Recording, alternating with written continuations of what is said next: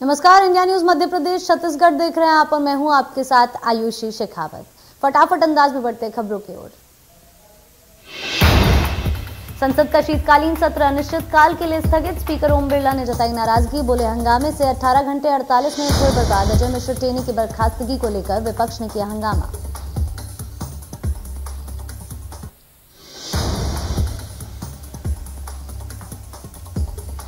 Online shopping कंपनियों पर होगा एक्शन। गृह मंत्री नरोत्तम मिश्रा का जबलपुर एसपी को निर्देश। ऑनलाइन चाकू और ड्रग्स की बिक्री पर होगी कार्रवाई। कोरोना वैक्सीन को लेकर गृह मंत्री नरोत्तम मिश्रा ने दिग्विजय सिंह पर निशाना साधा। उन्होंने कहा कि ये वही लोग हैं जो कहते थे ये भाजपा की वैक्सीन है, इसे लगाने से लोग नपुंसक हो जाएंगे। साथ ही ओबीसी आरक्षण को लेकर गृह मंत्री ने कहा कि इस पूरे मामले में सीएम अपनी बात रख चुके हैं।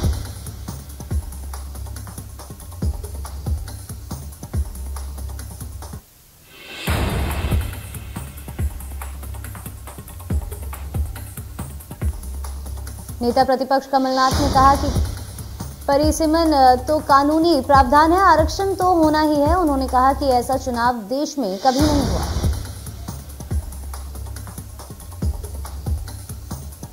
साथ ही कहा कि विवेक तनखा ने अपना पक्ष स्पष्ट किया कि वो रोटेशन के लिए गए थे, ना ही आरक्षण के लिए परिसीमन तो ना ही कानून प्रावधान।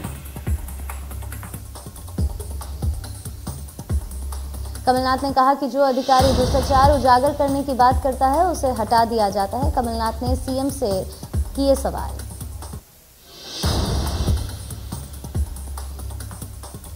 आज से 2 दिन के यूपी दौरे पर मुख्यमंत्री भूपेश बघेल लखनऊ, अयोध्या, गोरखपुर में कल करेंगे चुनावी सभा।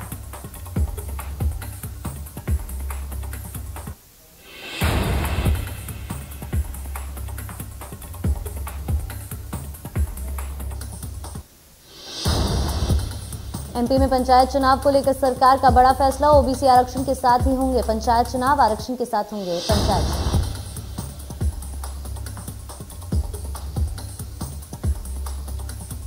पीएम मोदी कल वाराणसी के करखियाव में गुजरात के बनासकांठा जिला दुग्ध उत्पादक संघ लिमिटेड की बनास डेयरी का शिलान्यास करेंगे।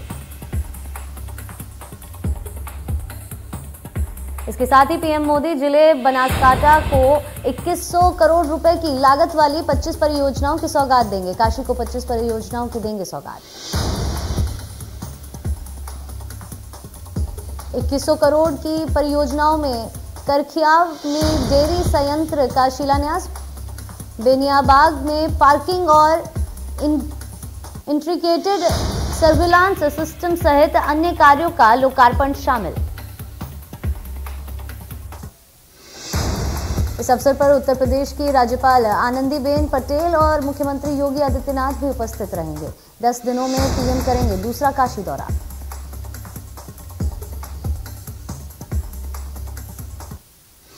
गृह मंत्री अमित शाह मिशन मोड में आ गए हैं। उत्तर प्रदेश में फिर से बीजेपी की जीत के लिए अमित शाह 24 तारीख से अपना सियासी दौरा शुरू करेंगे।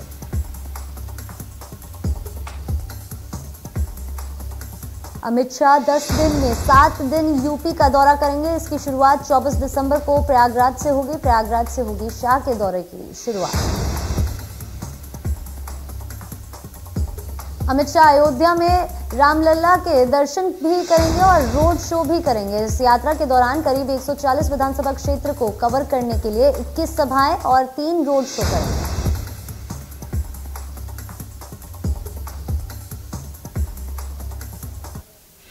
एमपी विधानसभा अध्यक्ष गिरीश गौतम ने जनपद पंचायत सिरोंज में कन्या विवाह के लिए स्वीकृत राशि पर जांच करने के निर्देश दिए हैं। जानकारी के मुताबिक विधायक उमाकांत शर्मा ने खनिज मंत्री से सिरोंज में हितग्राहियों को दी गई राशि की जानकारी मांगी है।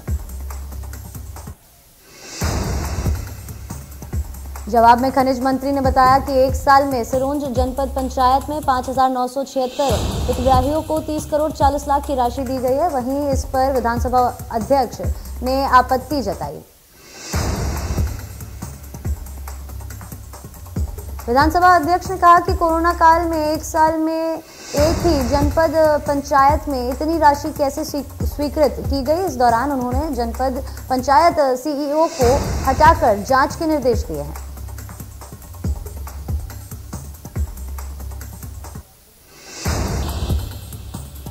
भोपाल जूनियर डॉक्टर का प्रदर्शन दूसरे दिन भी जारी। पहले दिन ओपीडी, ओटी जैसी रूटीन सेवाओं से बनाई थी दूरी। आज से इमरजेंसी सेवा भी नहीं देंगे जूनियर डॉक्टर।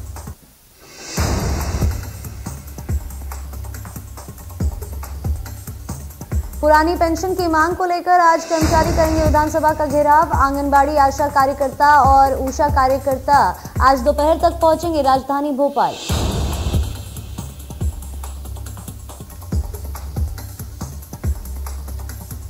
देश में कोरोना के ओमिक्रॉन वेरिएंट से और बढ़ी दहशत। ओमिक्रॉन संक्रमितों की संख्या 220 हुई।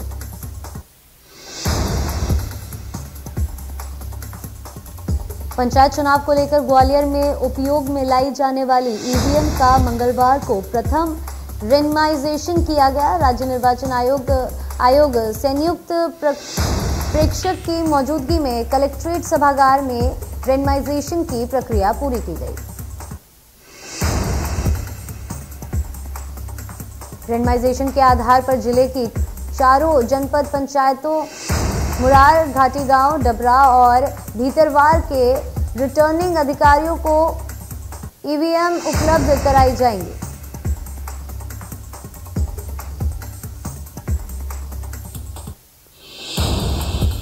हिंदवाड़ा में अमरवाड़ा नगर के टीवीएम शोरूम के पास की घटना। ऑटो पार्ट्स की दुकान पर लगी भीषण आग। दमकल और प्रशासन के कर्मचारियों ने मौके पर पहुंचकर आग पर पाया काबू।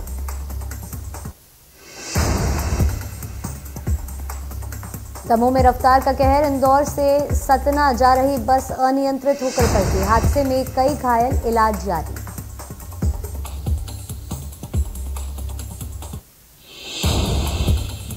मंदसौर के सातखेड़ा गांव में सूदखोरी का मामला सामने आया है, जहां रामगोपाल शर्मा ने सत्यनारायण को 1 साल पहले 5 लाख रुपए दिए थे। वो अब सत्यनारायण की जमीन हड़पने के लिए ब्याज समेत 17 लाख रुपए मांग रहा है। जिसके बाद गरीब फरियादी ने गरोठ थाने में शिकायत दर्ज कराई है। इसके बाद सूदखोर रामगोपाल के खिलाफ मामला दर्ज किया गया है। वहीं दूसरा मामला मेलखेड़ा गांव का है, जहां इरशाद नाम के व्यक्ति ने 15% ब्याज से लोगों को पैसे दिए थे। अब उस पर भी सूदखोरी का मुकदमा दर्ज किया गया है और दोनों सूदखोरों पर कार्रवाई जारी है।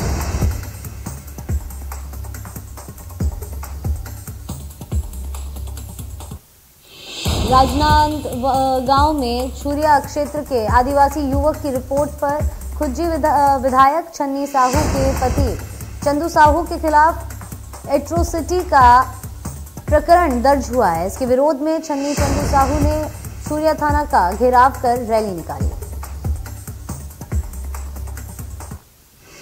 खुज्जी विधानसभा क्षेत्र के 5000 से ज्यादा लोग थाने का घेराव करने पहुंचे थे। विधायक ने थाने के सामने बैठकर पति पर झूठे आरोप वापस लेने और दोषियों पर कार्रवाई की मांग की है।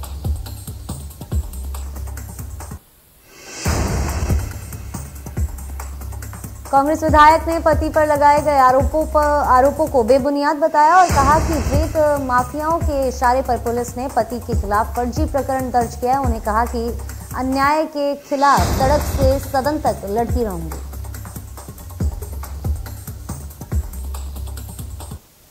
इंदौर में कमिश्नरी सिस्टम लागू होते ही पुलिसिंग में बदलाव आया है। अपराध के साथ साथ अपराधियों पर भी अंकुश लगाने की कवायद तेज हो गई है। जिले मेभवर कुआ पुलिस को बड़ी कामयाबी मिली है, जहां कार्रवाई करते हुए पुलिस ने 34 जुआरियों को पकड़ा है और आरोपियों के पास से 1,96,000 रुपए के साथ 38 मोबाइल भी जब्त किए हैं।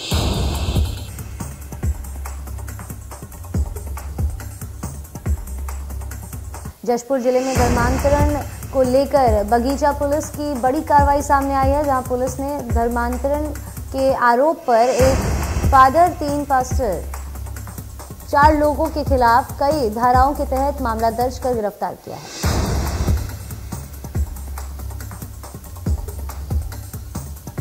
जानकारी के मुताबिक हिंदू धर्म के नागवंशी समाज के घर में शंघाई सभा का आयोजन किया गया था और इसके बहाने भोले भाले आदिवासियों का ईसाई में धर्मांतरण कराया जा रहा था। मामला ग्राम पंचायत पसिया के सुखबासपुरा का है, जहां ग्रामीणों की शिकायत पर पुलिस ने चारों आरोपियों को गिरफ्तार कर जेल भेज दिया है और आगे की कार्रवाई में जुट गई है।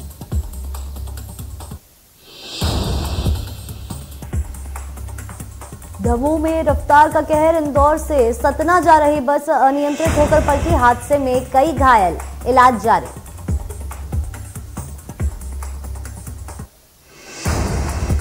बालाघाट में किरनापुर ग्राम पंचायत में 3 बार से लगातार चुने जा रहे सरपंच दयानंद ने चौथी बार नामांकन नहीं किया। साथ ही सामने आए 5 दावेदारों को भी मनाने में सफलता हासिल की। इसी के चलते 20 पंचों वाली ग्राम पंचायत में न सिर्फ सरपंच बल्कि 20 पंच, जिसमें से 50% महिलाएं समेत सभी निर्विरोध चुन लिए गए हैं।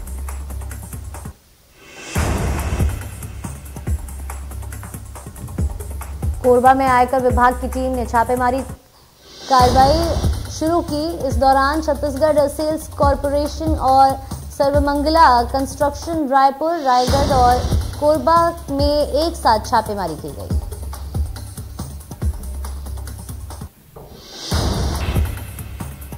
जहां 1 दर्जन ठिकानों से दस्तावेज खंगाले गए। दर्री रोड शो स्थित छत्तीसगढ़ कॉरपोरेशन के संचालक भगवान दास अग्रवाल और उनके भाई राजकुमार अग्रवाल के घर पर आयकर विभाग की टीम पहुंची। इस दौरान पावर हाउस रोड में संचालित ज्वेलर्स की दुकान और ट्रांसपोर्ट नगर स्थित कार्यालय में भी छापेमारी की। बताया जा रहा है कि सेंट्रल एक्साइज की टीम भी कार्रवाई में शामिल थी। रायपुर में कोयला और लोहा उद्योग से जुड़े रवि सिंघल के ठिकानों पर आयकर विभाग ने छापेमारी की। विभाग ने रायपुर में चौबे कॉलोनी के साथ साथ बिलासपुर और कोरबा में छापेमारी कार्रवाई की। छत्तीसगढ़ में शीतलहर की शुरुआत। दुर्ग में 8 डिग्री तक सामान्य से कम हुआ।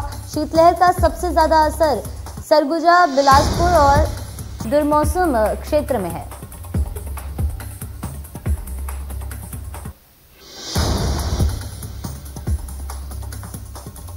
छिंदवाड़ा में पहाड़ों पर बर्फबारी हो रही है। वहीं प्रदेश के उत्तर दिशा की ठंडी हवाओं से शीतलहर जारी है, जहां दिन और रात के तापमान में भारी गिरावट देखने को मिली, जिसके चलते ठंड बढ़ गई है।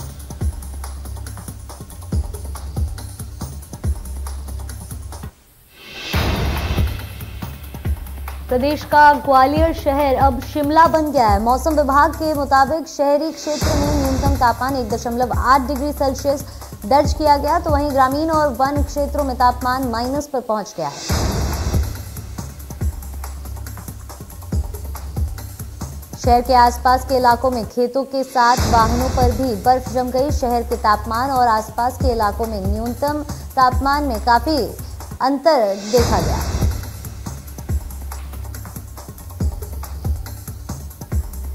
हालांकि मौसम विभाग ने कल से पश्चिमी विक्षोभ का असर होना बताया, जिससे लोगों को कुछ हद तक कड़ाके की ठंड से राहत मिल सकती है, लेकिन सर्द हवाओं का दौर जारी रहेगा।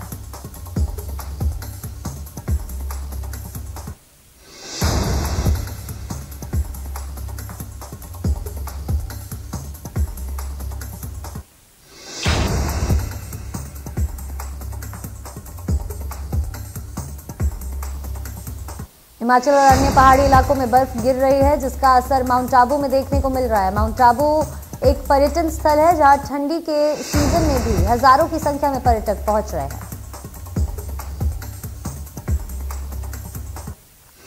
क्रिसमस का त्यौहार और नए साल का आगाज होने वाला है, जिसे लेकर पर्यटकों में काफी उत्साह देखा जा रहा है। माउंट आबू में आज का तापमान 1 डिग्री रहा, वहीं अरावली की उच्चतम चोटी का तापमान 0 से 2 डिग्री नीचे रहा।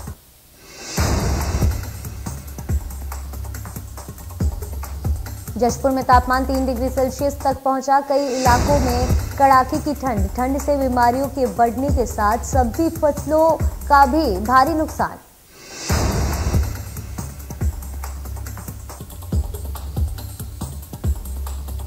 बैतूल जिले में तापमान में भारी गिरावट देखी जा रही है। वहीं आठनेर में ऐसा मामला सामने आया है जहां एक कुआं धुआं भी उगल रहा है, जिसका वीडियो सोशल मीडिया पर वायरल हो रहा है।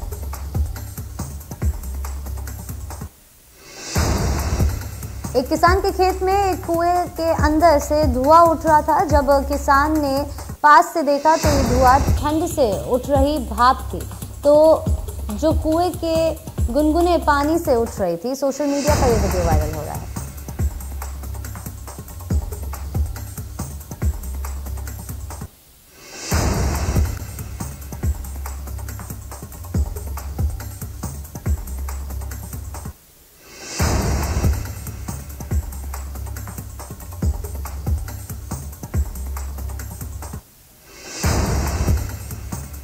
ओमिक्रॉन का खतरा हर दिन बढ़ता जा रहा है। देश में ओमिक्रॉन की संख्या 220 के पार हो गई है। छत्तीसगढ़ में ओमिक्रॉन का खतरा। अमेरिका ब्रिटेन से लौटे 3 यात्री ओमिक्रॉन संक्रमित। उसी फ्लाइट में रायपुर के भी 4 लोग थे। प्रशासन अलर्ट।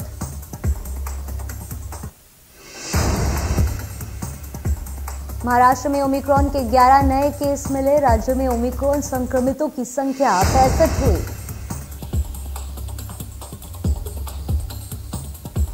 राजधानी दिल्ली में ओमिक्रॉन के 26 नए केस मिले, जिसके बाद राजधानी में संक्रमितों की संख्या बढ़कर 54 हुई।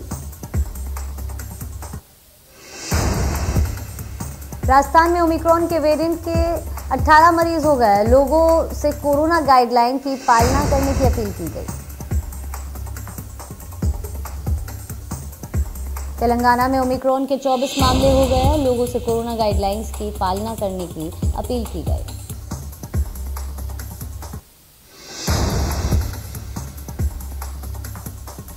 केरल में ओमिक्रॉन के 15 मामले हो गए। इसके बावजूद लोग मास्क और सोशल डिस्टेंसिंग का इस्तेमाल नहीं कर रहे हैं।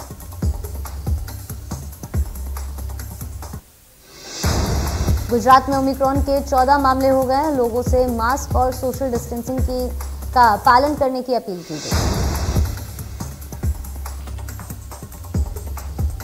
जम्मू में ओमिक्रॉन के 3 मामले हो गए हैं। इस दौरान सरकार ने सख्त कदम उठाने के निर्देश दिए। जम्मू में ओमिक्रॉन के 3 केस। तेलंगाना में ओमिक्रॉन मरीज का इलाज कर रहे डॉक्टर भी नए वेरिएंट से संक्रमित हो गए।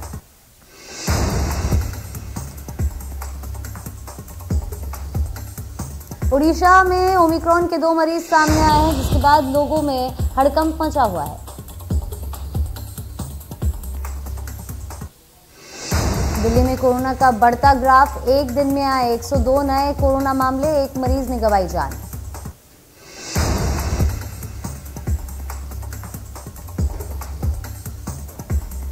देश में पिछले 24 घंटे में कोरोना मरीजों की संख्या 6317 हो गई और 318 मरीजों की मौत हो गई।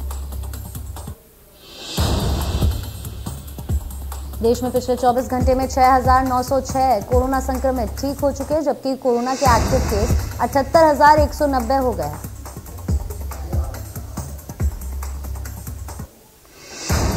दिल्ली में प्रदूषण का स्तर लगातार बढ़ता जा रहा है। दिल्ली में AQI 385 दर्ज किया गया। फरीदाबाद में आबोहवा बेहद खराब श्रेणी में दर्ज की गई, जहां एयर क्वालिटी इंडेक्स 431 के पार दर्ज किया गया।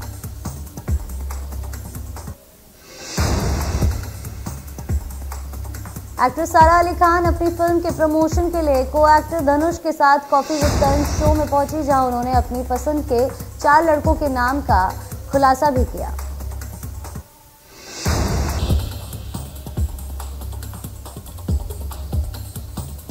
फिल्म 83 में कपिल देव का मुख्य किरदार निभाना रणवीर सिंह के लिए आसान नहीं था। रणवीर ने कहा कि कपिल को हूबहू पर्दे पर उतारने के लिए 6 महीने तक रोजाना 4 घंटे खेलता था क्रिकेट। रणबीर कपूर और आलिया भट्ट अगले साल की शुरुआत में शादी रचाने जा रहे हैं। जानकारी के मुताबिक रणबीर और आलिया मुंबई में ही शादी रचाएंगे।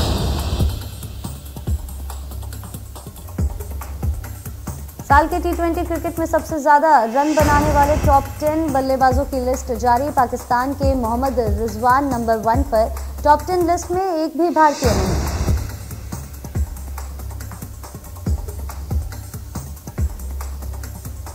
भारत के खिलाफ टेस्ट सीरीज शुरू होने से पहले साउथ अफ्रीका को बड़ा झटका। चोट के कारण भारत के खिलाफ टेस्ट सीरीज से बाहर हुए तेज गेंदबाज एनरिक नाटर्स।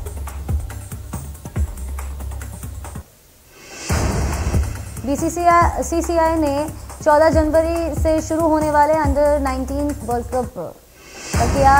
15 जनवरी को साउथ अफ्रीका से होगा पहला मुकाबला।